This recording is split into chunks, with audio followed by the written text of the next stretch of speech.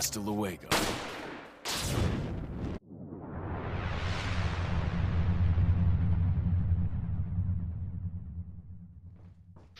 Eh bien, yo tout le monde, c'est San. Aujourd'hui, on se retrouve pour la suite de notre walkthrough de Resident Evil 4 sur PlayStation 3, sur la version HD du jeu évidemment. Donc on sort de la... Enfin non, on ne sort pas directement, mais on commence le chapitre à la fin du cabin fight, donc ouais, là où on s'était battu avec Louis la dernière fois, quoi. Donc une fois que les ennemis sont partis, tout simplement, on recommence le chapitre au même endroit, savoir donc au bas de la cabine. Donc je sors que maintenant puisque j'avais 2 ou 3 objets à récupérer que je n'avais pas pu récupérer pendant le combat du dernier chapitre, puisque j'avais quelques ennemis à mes fesses, hein, vous avez pu le voir. Il y avait quand même pas mal d'ennemis à tuer. Alors on va faire le tour vite fait de la cabane puisqu'on a des munitions de flingue, donc je ne peux pas prendre, je n'ai plus de place pour en prendre évidemment, parce que j'en ai viré pour pouvoir en mettre dans mon inventaire. Bref, c'est un peu le bazar. Donc pour le moment je ne prends rien d'autre. Je vais aller parler au marchand par contre. Je crois que je vais lui acheter un truc assez intéressant lui. Déjà je vais lui vendre, non je vais rien lui vendre puisque j'ai plus de spinel et le reste c'est trésors combinables. Alors une lettre, deux itinéraires. Lord Sadler vient de me dire que mes hommes avaient abattu un hélicoptère de la mer américaine. Il ne devrait pas y avoir de renfort pendant un certain temps. Tant que le gouvernement américain n'aura pas démasqué le traître, on ne pourra lancer que des opérations secrètes de petite envergure. Nous devons profiter de cette situation pour capturer la fille. Seuls deux itinéraires peuvent permettre aux Américains de s'échapper de notre territoire. Nous les arrêterons ici, nous avons fait appel à tous nos effectifs. Nous concentrerons tous nos hommes sur l'un des itinéraires, ils ne passeront pas. Sur l'autre itinéraire, notre El Gigante s'occupera de tout. Quel que soit le chemin qu'ils choisiront, l'agent et la fille ne sortiront jamais d'ici vivants. Alors, je vous explique vite fait hein, le plot de ce chapitre juste après. Il faut savoir que dans cette vidéo-là, je crois que je vais acheter le TMP, qui est la seule mitraillette du jeu. Je sais pas exactement quand est-ce que je vais l'acheter, mais je vais l'acheter à un moment. Donc vous verrez ça plus tard dans la vidéo. Alors ce marchand là, je vais peut-être y revenir tout à l'heure, puisque là en fait on a 2 itinéraires. Le premier donc à droite c'est le El Gigante dont on a parlé. Enfin, oui, ici dont Mendes, je pense, a parlé dans sa lettre. Donc je vais le tuer. Il faut savoir que dans cet itinéraire là on débloque, enfin on doit débloquer une porte, on doit trouver une clé dans ce chemin-là pour ouvrir une porte. Je vais en fait juste ouvrir la porte et rien faire derrière, puisqu'en fait on peut tout simplement continuer l'histoire classique. Mais il nous reste un deuxième chemin à faire, puisqu'on a un trésor évidemment dans le deuxième chemin aussi. Donc en fait je vais juste faire le El Gigante, vous montrer que bah ouais la clé elle sert à ouvrir une porte, et je vais faire une ellipse pour revenir au début de cette zone là, juste pour aller récupérer les trésors de l'autre zone. Donc on peut se servir du décor, lui faire tomber des gros boulets sur la tête. C'est pas si vous y arrivez, pardon, c'est assez efficace. Le seul truc c'est que faut être assez précis, assez rapide. Au pire, voilà, vous vous mettez juste à ses pieds, vous encaissez les coups en tournant très vite votre joystick. Et voilà, au pire vous pouvez lui flasher la tronche et ça va le calmer. Voilà, marteler au fusil à pompe, ça passe très bien aussi. Oubliez pas de vous soigner et toujours laisser Ashley derrière vous, parce que sinon le El Gigante va choper Ashley.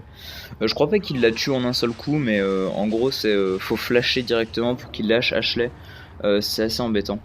Donc faut faire gaffe avec le El Gigante. Ça va qu'il a pas trop de points de vie, je trouve. Il est bon, c'est pas non plus un des plus simples à tuer hein, de tout le jeu, loin de là. Parce qu'on en aura encore plusieurs autres dans le jeu d'El Gigante. On en aura ouais, 2 dans le chapitre je ne sais combien. 4.2 je crois. Donc c'est dans pas tout de suite, mais c'est qu'on en aura quand même 2 en même temps. Donc ouais, voilà, au pire vous verrez ça quand on y sera, c'est dans assez longtemps quand même. Donc voilà, flasher c'est toujours une très bonne méthode pour tuer un El Gigante, puisque le El Gigante en fait en le flashant il va reculer de bien 3, 4, 5 mètres. 4-5 mètres, donc du coup vous allez pouvoir, même pendant qu'il se gigote comme ça, vous allez pouvoir le tirer dessus.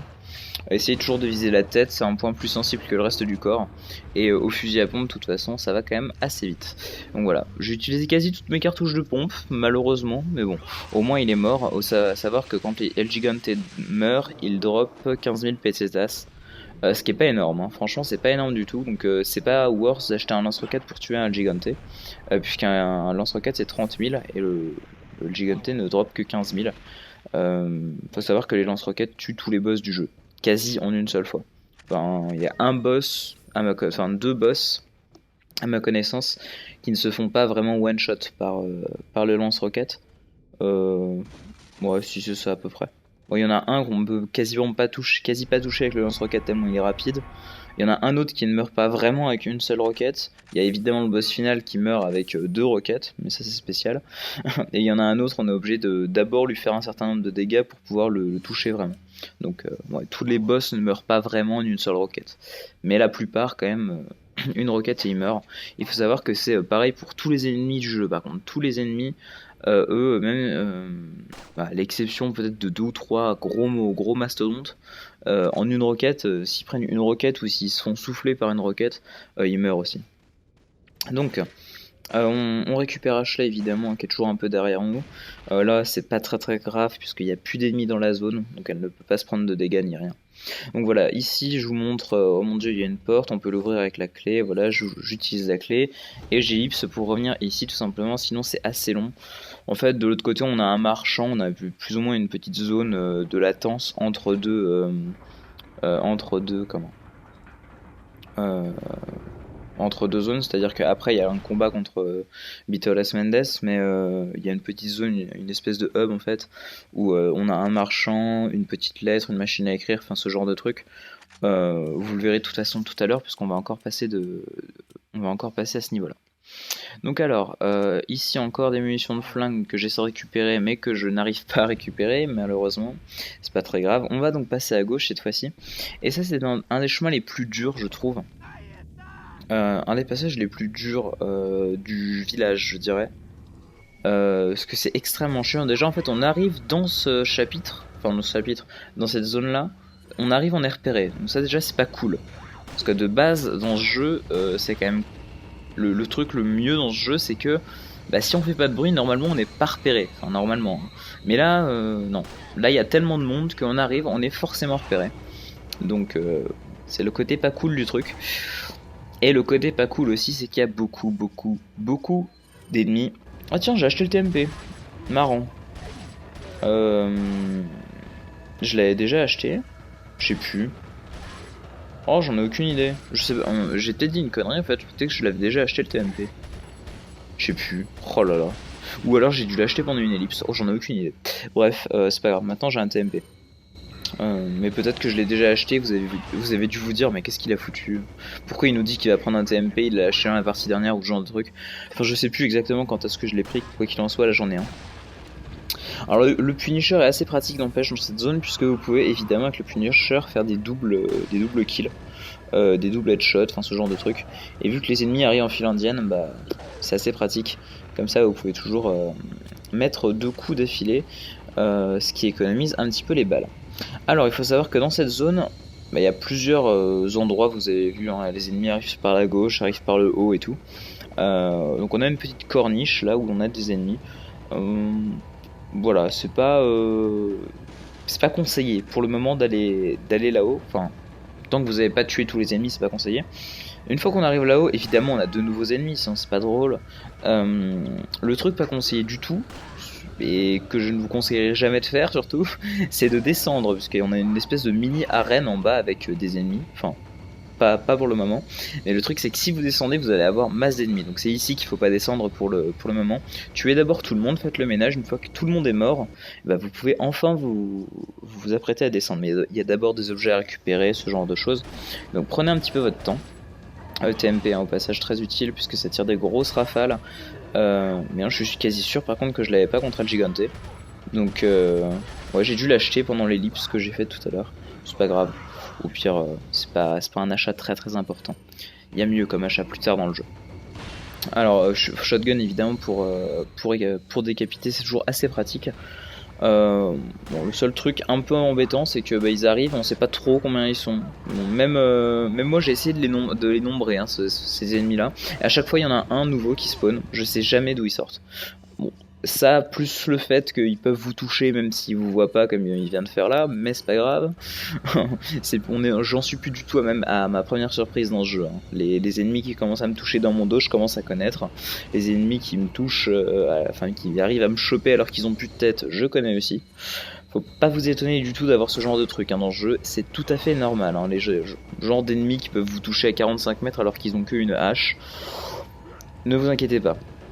C'est normal, voilà, ce genre de lancer de hache qui peut des fois vous toucher alors que ça tombe par terre, bref. Plus évidemment les coups où vous êtes prêt, vous mettez un bon headshot, vous êtes bien content et il y a un parasite qui sort. Après vous êtes bien content aussi quand vous éloignez le parasite, que vous en tuez un deuxième et qu'il y a de nouveau un autre parasite qui sort. Bon, j'ai des grenades flash donc voilà, assez pratique contre les parasites. Je sais pas si je l'avais mentionné mais les flashs ça one shot les parasites. Je réfléchis mais ouais, tous les parasites du jeu. Sauf ceux qui sortent du corps de l'autre, enfin c'est un peu compliqué. On reverra ça plus tard, puisqu'il y a d'autres types de parasites, dont des parasites qui, une fois qu'on les a tués, sortent du corps de l'autre. Et ceux-là, si on flash quand ils sont dans le corps, en fait, ils vont sortir du corps, ils vont pas vraiment mourir. Ça, c'est un petit peu mal pensé. Donc, on va siffler Ashley pour qu'elle sorte de sa benne et qu'elle vienne tout simplement se ranger dans l'autre benne, j'ai envie de dire. C'est un peu péjoratif, mais bon, elle ne sert qu'à ça, on ne sert qu'à la cacher, cette fille, dans ce jeu, donc je peux pas tellement utiliser d'autres termes. Alors, le truc, c'est qu'elle est très lente à monter les échelles. Encore heureux, elle peut monter les échelles toute seule. Elle est pas foutue de les descendre toute seule, mais elle peut les monter toute seule. Bon, maintenant j'équipe une grenade probablement pour aller plus vite que la moyenne, parce que je vous rappelle que quand Léon a les mains libres, il court plus vite, à savoir quand il a rien dans les mains, ou un lance-roquette, ou une grenade, en gros, ouais, quand il a les hands free, il court plus vite. Alors, on va tomber ici. Pourquoi est-ce que j'ai fait tomber l'échelle de l'autre côté? Puisque comme ça les ennemis mettront un peu moins de temps à arriver, ils vont d'abord être obligés de replacer l'échelle. Et évidemment là on a une tronçonneuse qui tombe depuis le haut, et une autre tronçonneuse qui défonce un mur pour nous sauter dessus. Donc c'est génial. Ah bah voilà à quoi servait la flash tout simplement, à éviter que je me fasse one shot par les tronçonneuses direct, à me laisser un petit peu le temps je pense de programmer ce que je voulais faire, pour voilà en fait revenir au début de la zone. Et là j'ai eu un petit peu de bol, puisque depuis tout à l'heure j'ai déjà tué pas mal d'ennemis dans cette zone là, et vous avez vu qu'il y a un chariot plein d'explosifs en fait, et la moindre balle que vous pouvez mettre dans le chariot, tout va exploser. Alors, le truc c'est que c'est assez rare de pouvoir laisser ce chariot intact du début à la fin. J'ai réussi à le faire, n'empêche. Et ça va être pratique puisque le feu comme ça fait énormément de dégâts, notamment aux tronçonneuses qui vont arriver là. Donc les sœurs Maria, comme on les appelle. Enfin, c'est le nom qu'on voit globalement sur Google. Bon après je sais pas vraiment pourquoi Maria et tout. Mais en tout cas ce qui est cool c'est que ça fait une colonne de feu, c'est-à-dire que la deuxième elle était en haut, elle s'est quand même pris les dégâts, elle est quand même tombée. Donc c'est plutôt intéressant. Alors j'ai plus d'incapacitante, enfin de grenades flash, mais il me reste des incendiaires. Attention hein, évidemment à ne pas utiliser trop d'incendiaires, puisqu'il faut en garder 4. Je vous rappelle pour la fin du chapitre, puisqu'il nous faut 4 grenades incendiaires pour tuer Bitteros Mendes. On peut aussi très bien utiliser d'autres armes face à Mendes, mais je vais vous montrer un moyen assez sympa de le tuer en utilisant 4 grenades incendiaires. Bon, ça dépend un petit peu de votre rank, etc. Je vous ai déjà expliqué ça je crois, le coup du rank, c'est-à-dire le jeu vous évalue, plus vous êtes précis, moins vous mourrez, etc. Plus le jeu va être dur, et ça c'est basé sur un rank en fait. Mieux vous jouez, plus le rank va être élevé, et plus le rank va être élevé, plus le jeu va être dur, c'est-à-dire les ennemis vont avoir plus de vie, ils vont mieux viser, ce genre de truc. Donc si vous avez un rank plus élevé et que vous arrivez face à Bitteros Mendes, il se peut que il vous faille une grenade de supplémentaire, par exemple pour le tuer, ou un coup de couteau supplémentaire. Enfin je dis des bêtises, mais en gros c'est ce genre de schéma. Alors on va siffler Ashley évidemment pour qu'elle sorte de sa benne. Pendant ce temps moi je tue un Ganados, évidemment il a un plaga, sinon c'est pas drôle. Ashley arrive au même moment, enfin bref. J'ai vraiment toute la luck du monde. Bon c'est bon, heureusement c'était le dernier ennemi de la zone.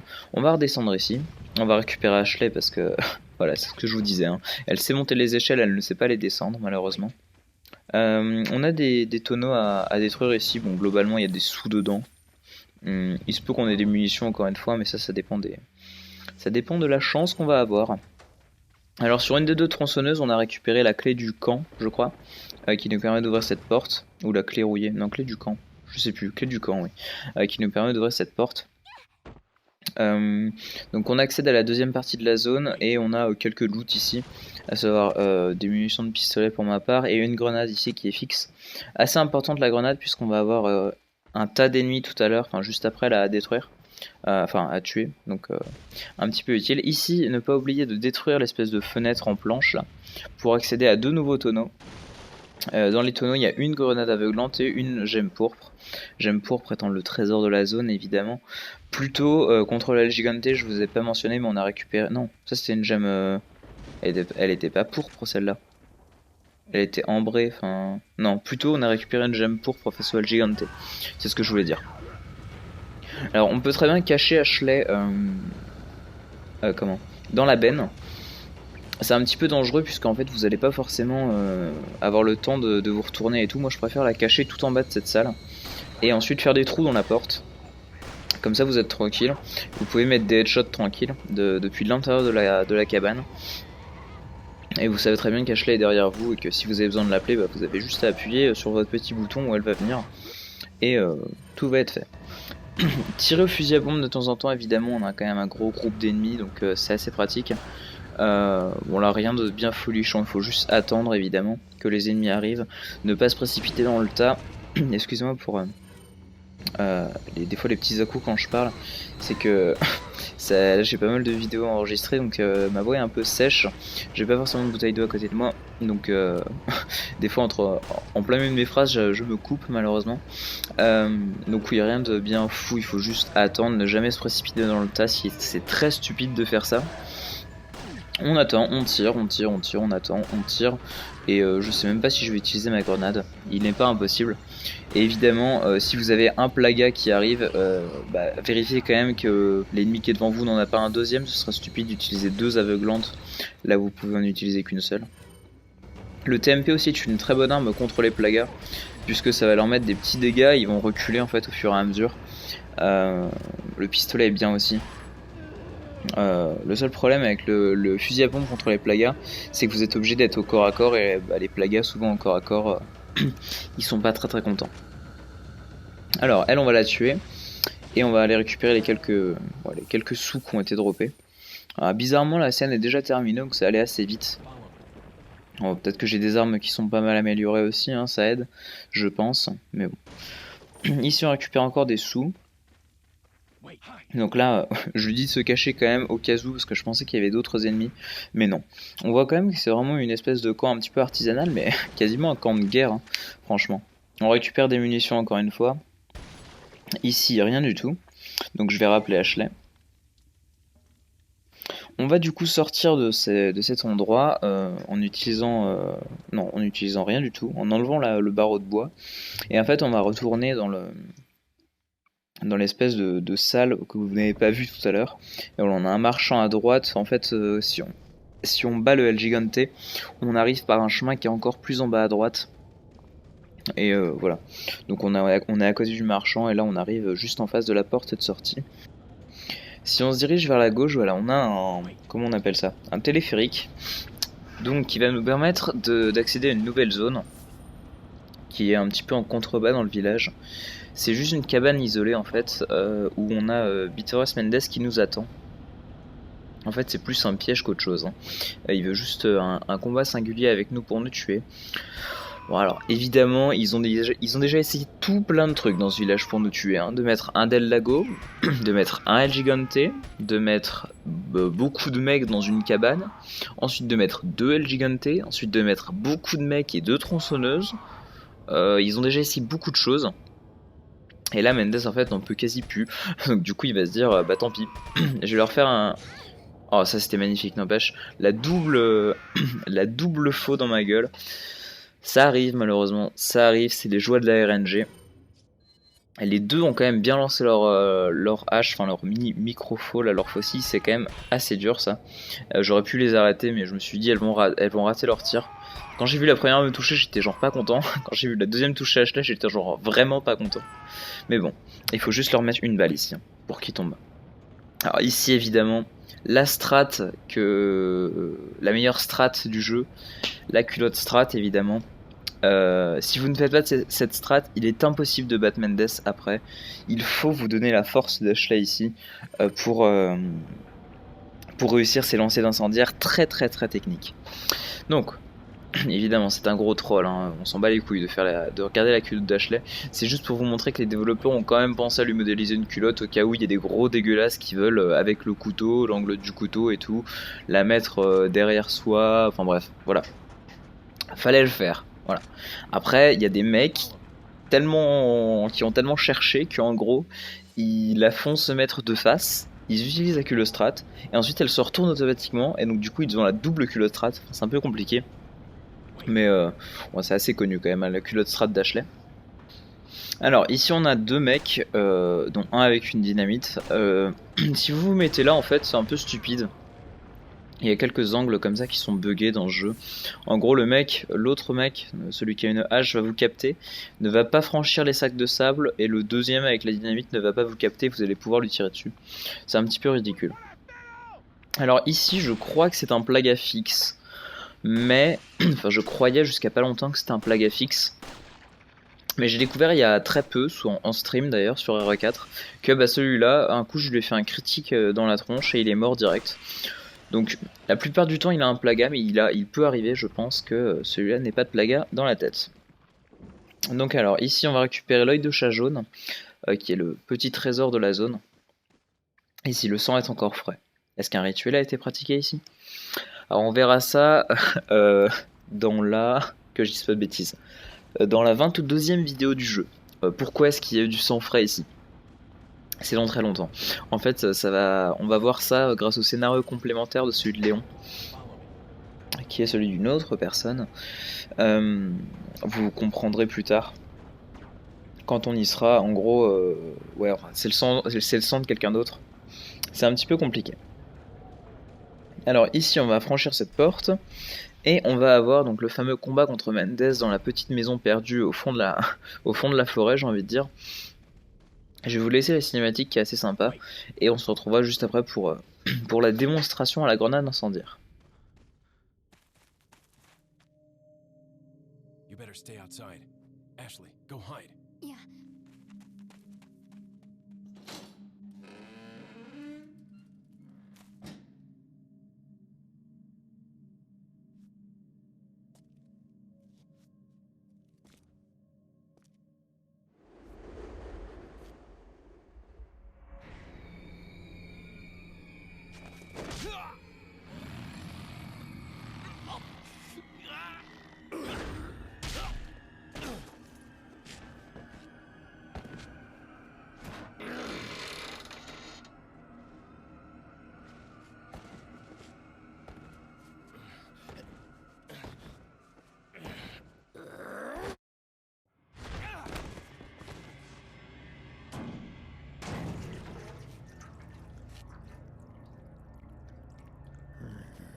Hasta luego.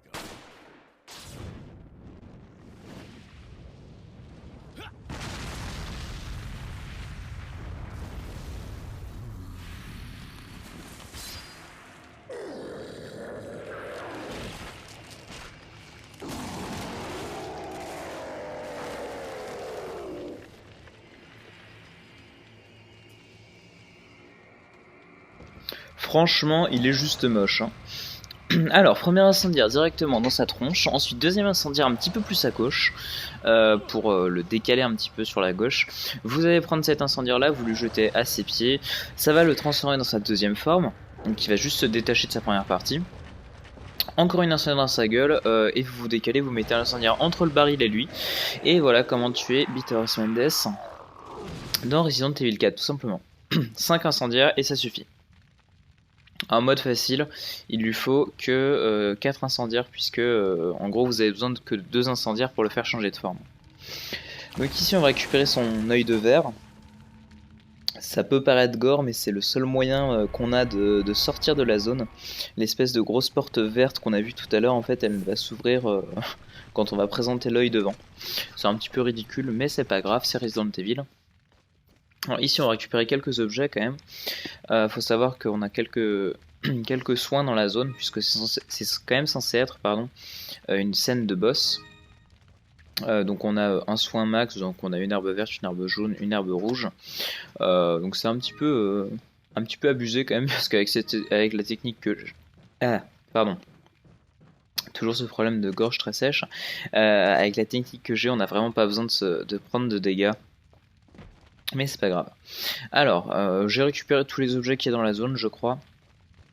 On va pouvoir ressortir. Je sais pas par contre si après on peut re-rentrer dans cette zone. C'est pas très grave. On va remonter. Et voilà.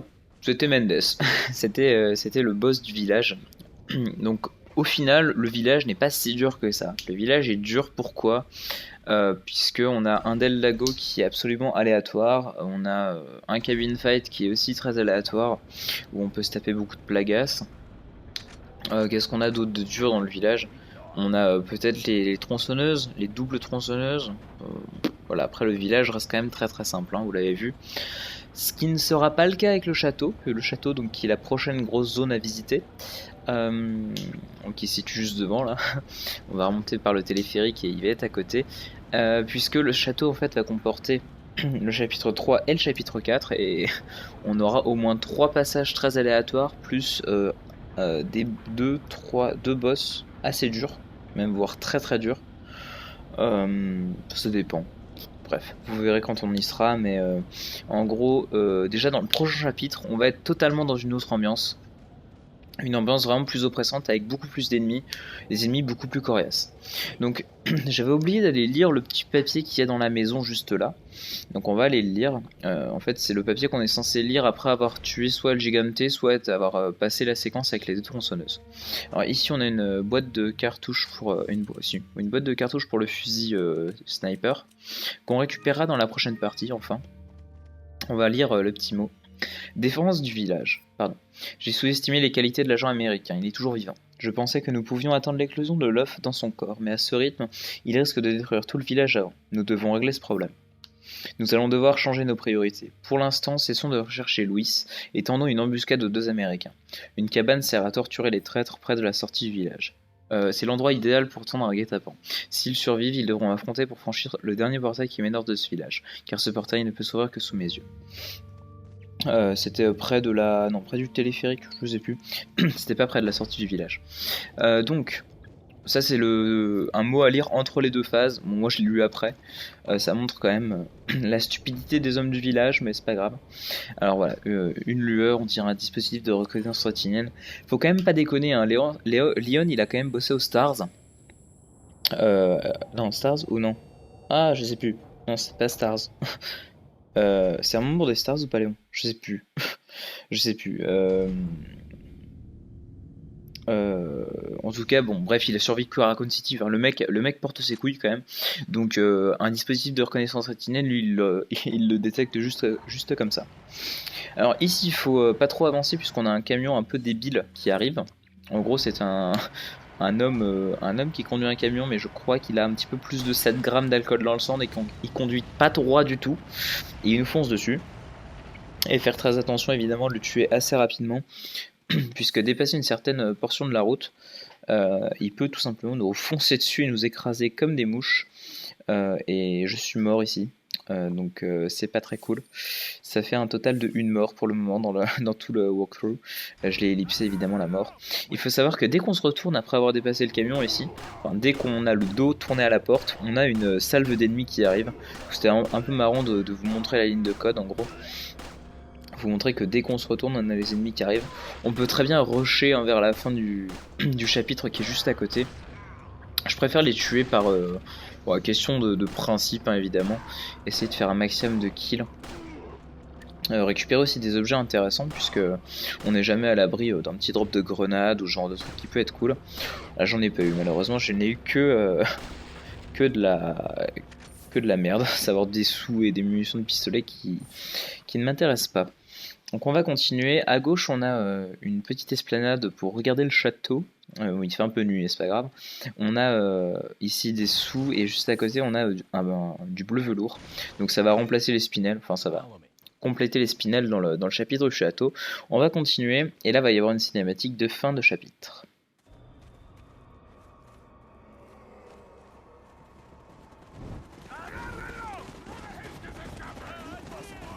On the other side of the bridge. Yeah.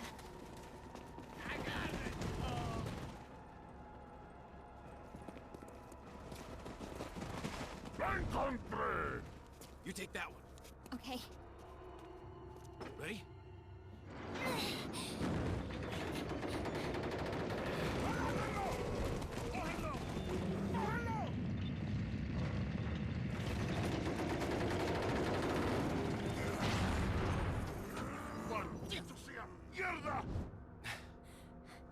Come on.